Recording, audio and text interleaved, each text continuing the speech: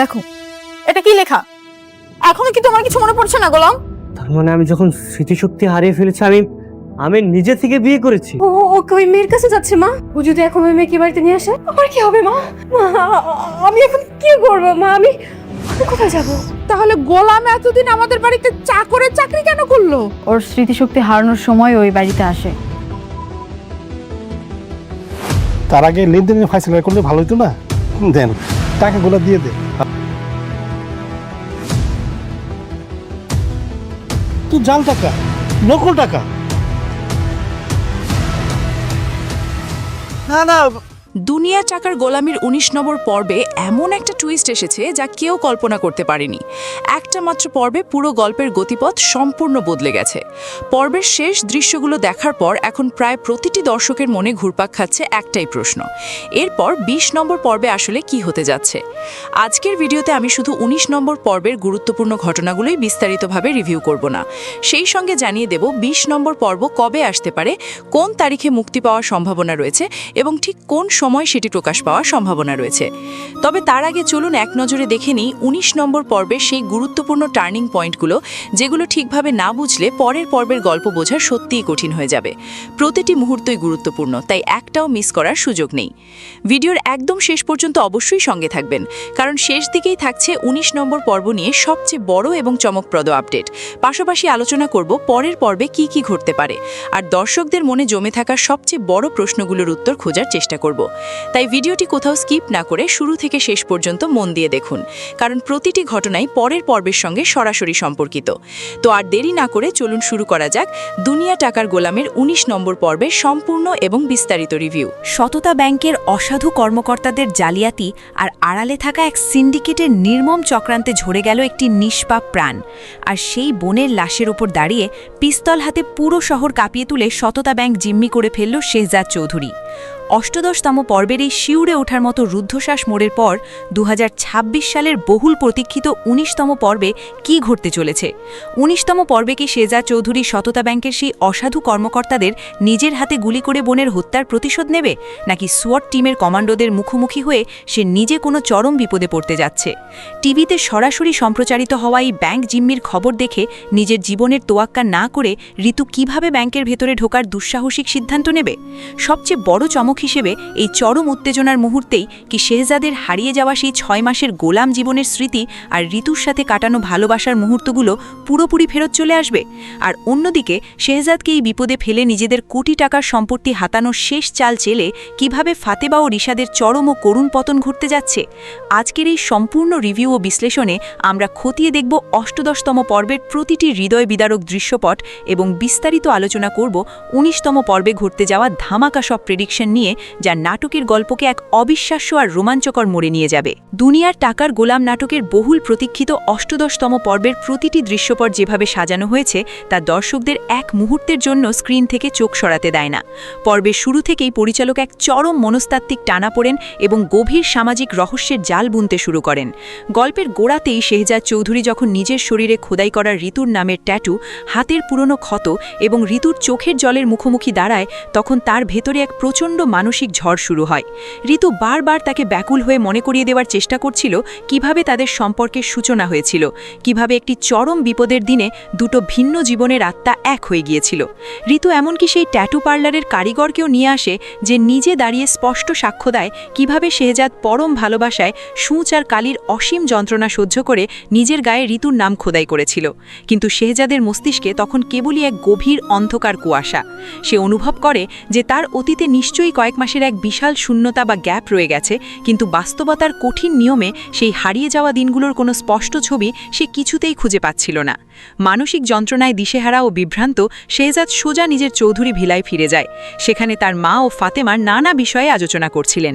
শেহজাদ কোনো রকম আড়ালে না গিয়ে সরাসরি তার জীবনের সবচেয়ে বড় দুটি প্রশ্ন তার মায়ের দিকে ছুড়ে দেয়।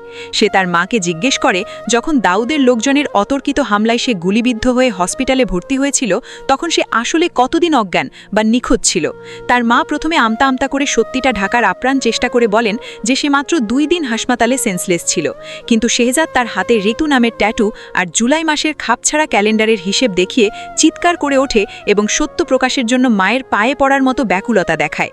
পরিস্থিতির চরম গাম্ভীর্য বুঝতে পেরে পরিবারের মুরব্বী এবং শেহজাদের মা অবশেষে দীর্ঘদিনের চেপে রাখা সেই ভয়ঙ্কর ও বিস্ময়কর সত্যের পর্দা উন্মোচন করেন।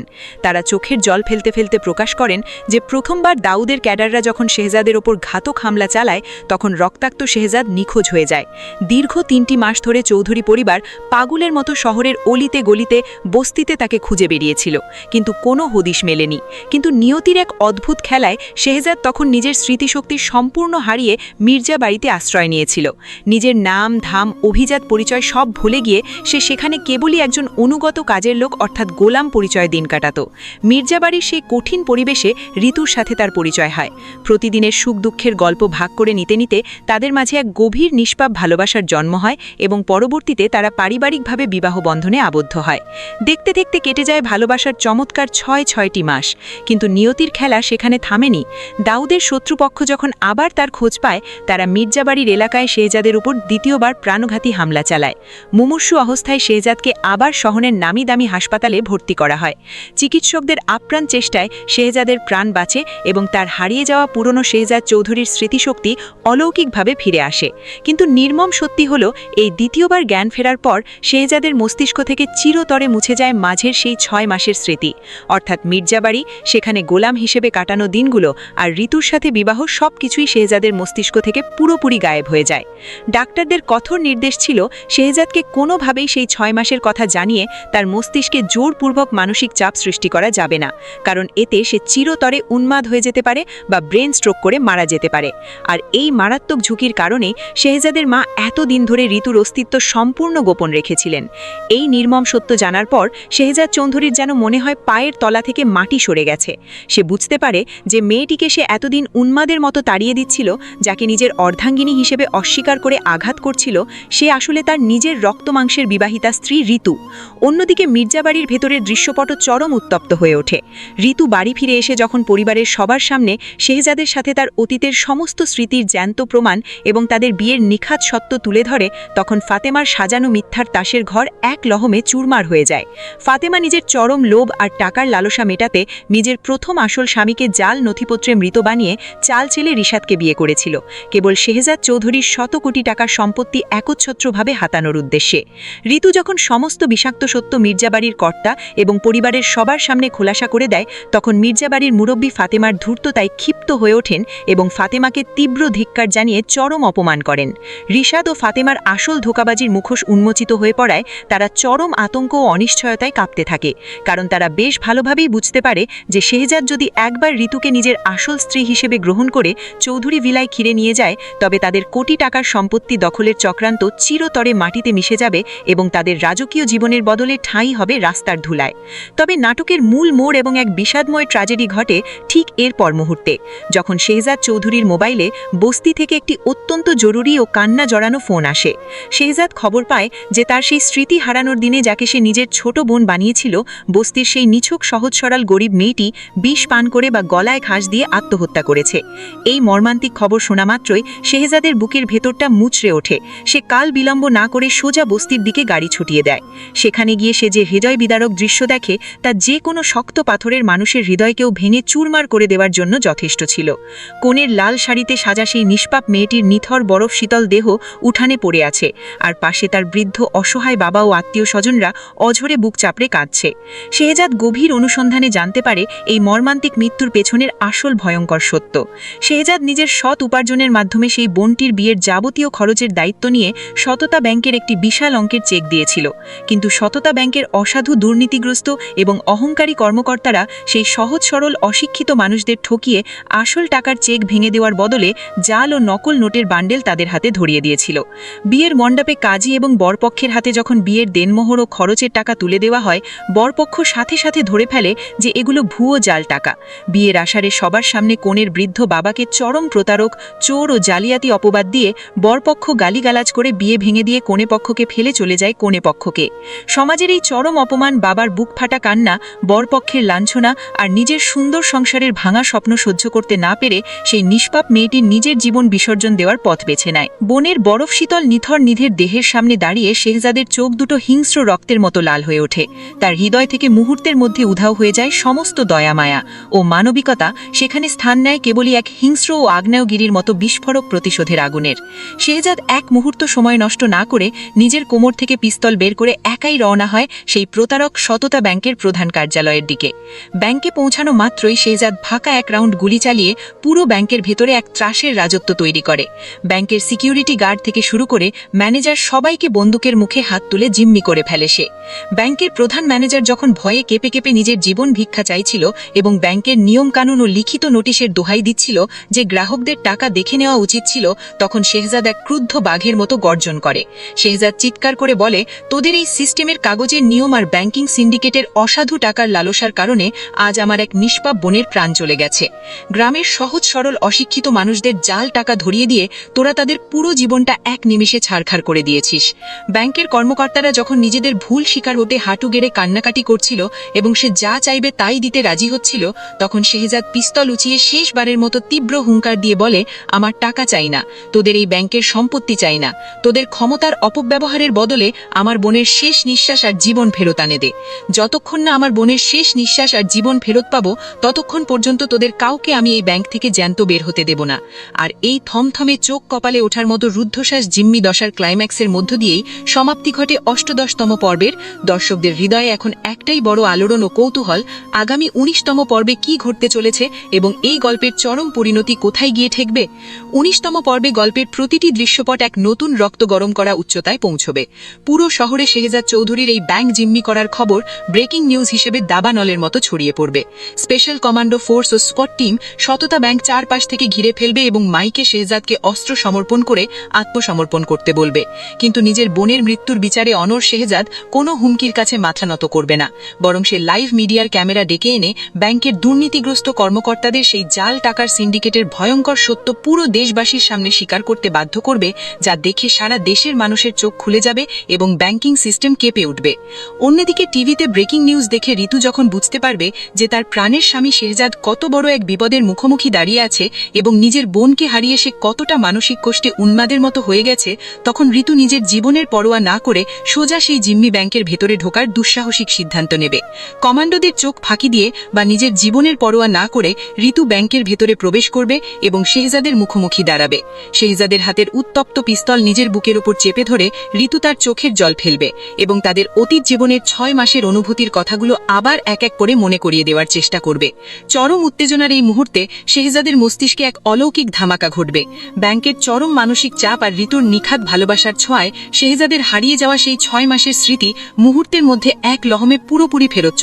দুনিয়ার টাকার গোলাম নাটকের বহুল প্রতীক্ষিত ১৮তম পর্বের প্রতিটি দৃশ্যপট যেভাবে সাজানো হয়েছে তা দর্শকদের এক মুহূর্তের জন্য স্ক্রিন থেকে চোখ সরাতে দেয় না। পর্বের শুরু থেকেই পরিচালক এক চরম মানসিক টানা পড়েন এবং গভীর সামাজিক রহস্যের জাল বুনতে শুরু করেন।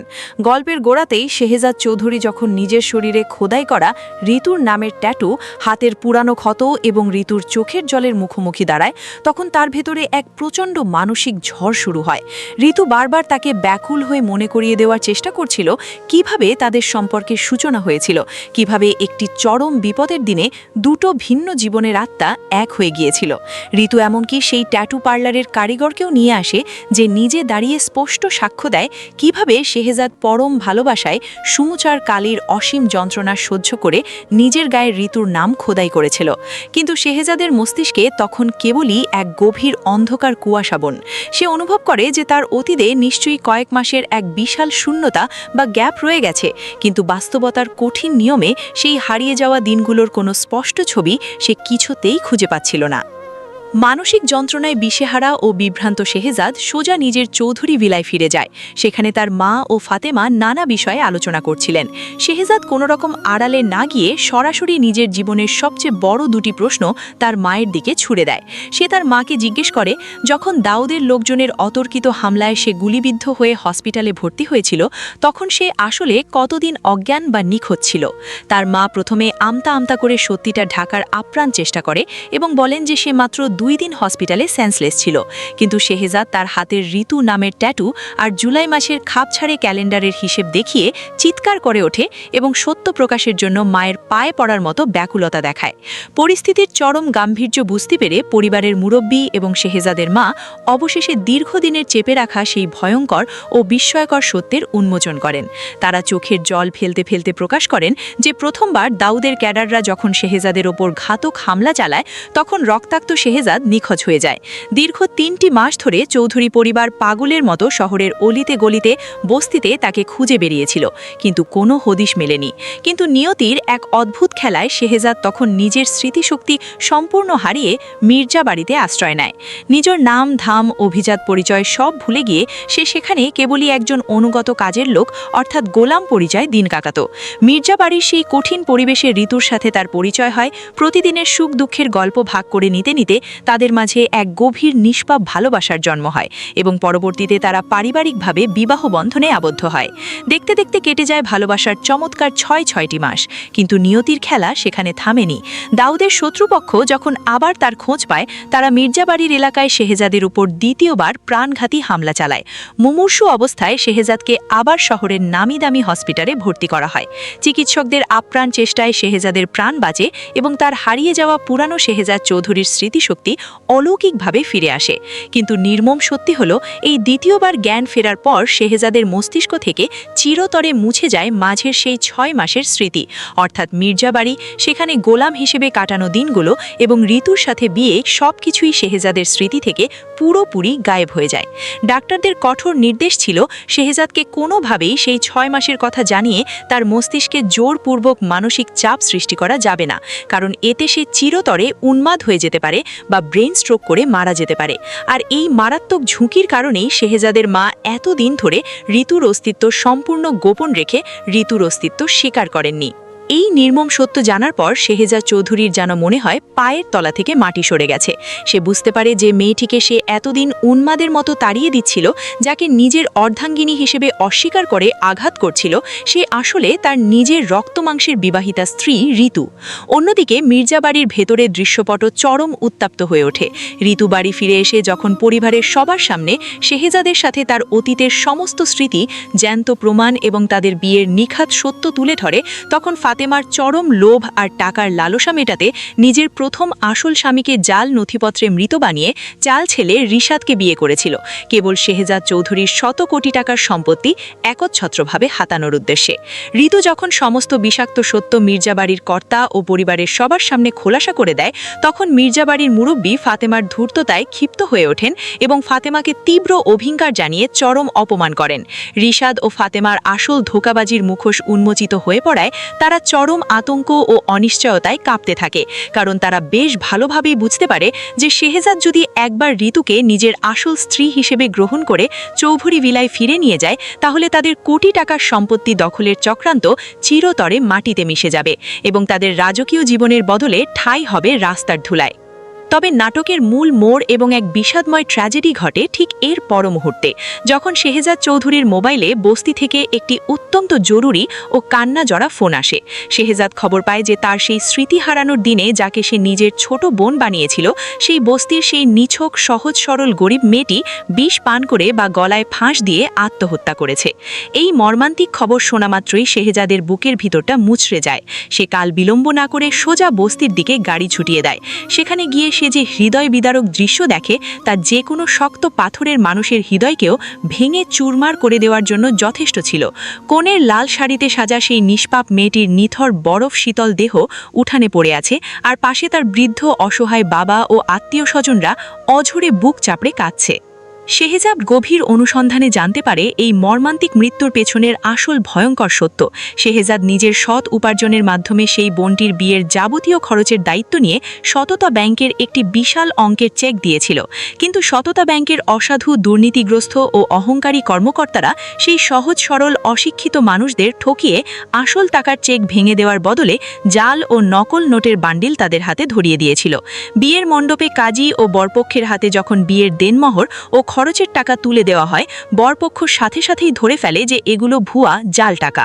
বিয়ের আসরে সবার সামনে কনের বৃদ্ধ বাবাকে চরম প্রতারক, চোর ও জালিয়াতি অপবাদ দিয়ে বরপক্ষ গালিগালাজ করে বিয়ে ভেঙে দিয়ে কনেপক্ষকে ফেলে চলে যায় বরপক্ষ।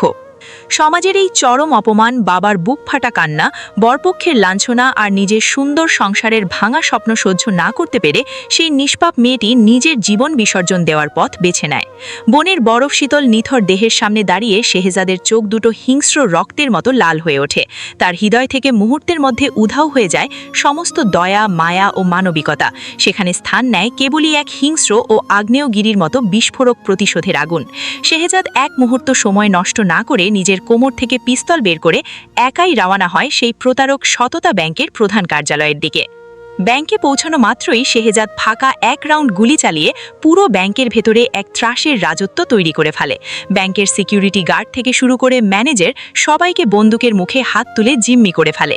ব্যাংকের প্রধান ম্যানেজার যখন ভয়ে কাঁপতে কাঁপতে নিজের জীবন ভিক্ষা চাইছিল এবং ব্যাংকের নিয়ম কানুন ও লিখিত নোটিশের দোহাই দিচ্ছিল যে গ্রাহকদের টাকা দেখে নেওয়া উচিত ছিল, তখন শেহজাদ এক ক্রুদ্ধ বাঘের মতো গর্জে ওঠে। শেহজাদ চিৎকার করে বলে যে তোদের এই সিস্টেমের কাগজের নিয়ম আর ব্যাংকিং সিন্ডিকেটের অসাধু টাকার লালসার কারণে আজ আমার এক নিষ্পাপ বোনের প্রাণ চলে গেছে। গ্রামের সহজ সরল অশিক্ষিত মানুষদের জাল টাকা ধরিয়ে দিয়ে তোরা তাদের পুরো জীবনটা এক নিমিষে ছাড়খাড় করে দিয়েছিস। ব্যাংকের কর্মকর্তারা যখন নিজেদের ভুল স্বীকার করে হাঁটু গেড়ে কান্নাকাটি করছিল এবং সে যা চাইবে তাই দিতে রাজি হচ্ছিল, তখন শেহজাদ পিস্তল উঁচি করে শেষবারের মতো তীব্র হুঙ্কার দিয়ে বলে, আমার টাকা চাই না, তোদের এই ব্যাংকের সম্পত্তি চাই না, তোদের ক্ষমতার অপব্যবহারের বদলে আমার বোনের জীবনটা ফেরত এনে দে। যতক্ষণ না আমার বোনের শেষ নিঃশ্বাস আর জীবন ফেরত পাবো, ততক্ষণ পর্যন্ত তোদের কাউকে আমি এই ব্যাংক থেকে জ্যান্ত বের হতে দেব না। আর এই থমথমে চোখ কপালে ওঠার মতো রুদ্ধশ্বাস জিম্মি দশার ক্লাইম্যাক্সের মধ্য দিয়েই সমাপ্তি ঘটে 18তম পর্বের। দর্শকদের হৃদয়ে এখন একটাই বড় আলোড়ন ও কৌতূহল, আগামী 19 পর্বে কি ঘটতে চলেছে এবং এই গল্পের চরম পরিণতি কোথায় গিয়ে ঠেকবে। 19 পর্বে গল্পের প্রতিটি দৃশ্যপট এক নতুন রক্ত গরম করা উচ্চতায় পৌঁছবে। পুরো শহরে শেহজাদ চৌধুরীর এই ব্যাংক জিম্মি করার খবর ব্রেকিং নিউজের হিসেবে দাবানলের মতো ছড়িয়ে পড়বে। স্পেশাল কমান্ডো ফোর্স ও সোয়াট টিম সততা ব্যাংক চারপাশ থেকে ঘিরে ফেলবে এবং মাইকে শেহজাদকে অস্ত্র সমর্পণ করে আত্মসমর্পণ করতে বলবে। কিন্তু নিজের বোনের মৃত্যুর বিচারে অনর শেহজাদ কোনো হুমকির কাছে মাথা নত করবে না, বরং সে লাইভ মিডিয়ার ক্যামেরা ডেকে আনা ব্যাংকের দুর্নীতিগ্রস্ত কর্মকর্তাদের সেই জাল টাকার সিন্ডিকেটের ভয়ঙ্কর সত্য পুরো দেশবাসীর সামনে স্বীকার করতে বাধ্য করবে, যা দেখে সারা দেশের মানুষের চোখ খুলে যাবে এবং ব্যাংকিং সিস্টেম কেঁপে উঠবে। অন্যদিকে টিভিতে ব্রেকিং নিউজ দেখে যখন ঋতু বুঝতে পারবে যে তার প্রাণের স্বামী শেহজাদ কত বড় এক বিপদের মুখোমুখি দাঁড়িয়েছে এবং নিজের বোনকে হারিয়ে সে কতটা মানসিক কষ্টে উন্মাদের মতো হয়ে গেছে, তখন ঋতু নিজের জীবনের পরোয়া না করে সোজা সেই জিম্মি ব্যাংকের ভেতরে ঢোকার দুঃসাহসিক সিদ্ধান্ত নেবে। কমান্ডোদের চোখ ফাঁকি দিয়ে বা নিজের জীবনের তরোয়া না করে ঋতু ব্যাংকের ভেতরে প্রবেশ করবে এবং শেহজাদের মুখোমুখি দাঁড়াবে। শেহজাদের হাতের উত্তপ্ত পিস্তল নিজের বুকের ওপর চেপে ধরে ঋতু তার চোখের জল ফেলবে এবং তাদের অতীত জীবনের 6 মাসের অনুভূতির কথাগুলো আবার এক এক করে মনে করিয়ে দেওয়ার চেষ্টা করবে। চরম উত্তেজনার এই মুহূর্তে শেহজাদের মস্তিষ্কে এক অলৌকিক ধামাকা ঘটবে। ব্যাংকের চরম মানসিক চাপ আর ঋতুর নিখাত ভালোবাসার ছোঁয়ায় শেহজাদের হারিয়ে যাওয়া সেই 6 মাসের স্মৃতি মুহূর্তের মধ্যে এক লহমায় পুরোপুরি ফেরত চলে আসবে। সে একসাথে মনে করতে পারবে ঋতুই তার আসল অর্ধাঙ্গিনী এবং গোলাম পরিচয়ের মাঝেও ঋতু তাকে কিভাবে নিজের সাধ্যমতো ভালোবেসেছিল এবং আগলে রেখেছিল। এবং তার হারিয়ে যাওয়া পুরনো শেহজাদ চৌধুরীর স্মৃতিশক্তি অলৌকিকভাবে ফিরে আসে। কিন্তু নির্মম সত্যি হলো, এই দ্বিতীয়বার জ্ঞান ফেরার পর শেহজাদের মস্তিষ্ক থেকে চিরতরে মুছে যায় মাঝের সেই 6 মাসের স্মৃতি, অর্থাৎ মির্জাবাড়ি, সেখানে গোলাম হিসেবে কাটানো দিনগুলো আর ঋতুর সাথে বিবাহ, সবকিছুই শেহজাদের মস্তিষ্ক থেকে পুরোপুরি গায়েব হয়ে যায়। ডাক্তারদের কঠোর নির্দেশ ছিল শেহজাদকে কোনোভাবেই সেই 6 মাসের কথা জানিয়ে তার মস্তিষ্কে জোরপূর্বক মানসিক চাপ সৃষ্টি করা যাবে না, কারণ এতে সে চিরতরে উন্মাদ হয়ে যেতে পারে বা ব্রেন স্ট্রোক করে মারা যেতে পারে। আর এই মারাত্মক ঝুঁকির কারণে শেহজাদের মা এতদিন ধরে ঋতুর অস্তিত্ব সম্পূর্ণ গোপন রেখেছিলেন। এই নির্মম সত্য জানার পর শেহজাদ চৌধুরীর যেন মনে হয় পায়ের তলা থেকে মাটি সরে গেছে।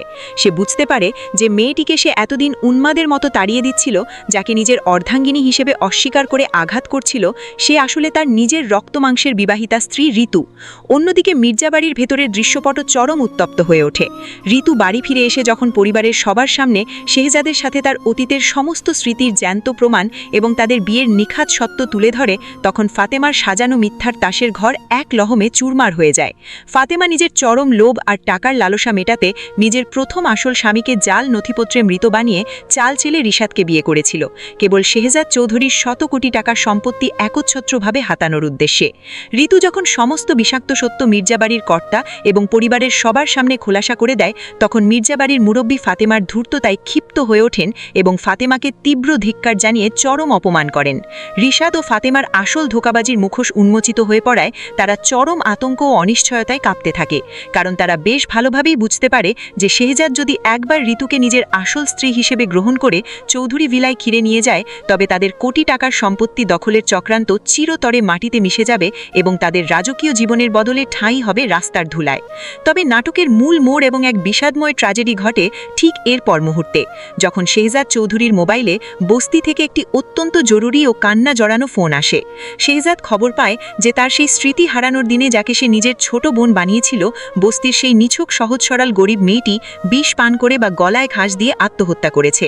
এই মর্মান্তিক খবর শোনা মাত্রই শেহজাদের বুকের ভেতরটা মুচড়ে ওঠে। সে কাল বিলম্ব না করে সোজা বস্তির দিকে গাড়ি ছুটিয়ে দেয়।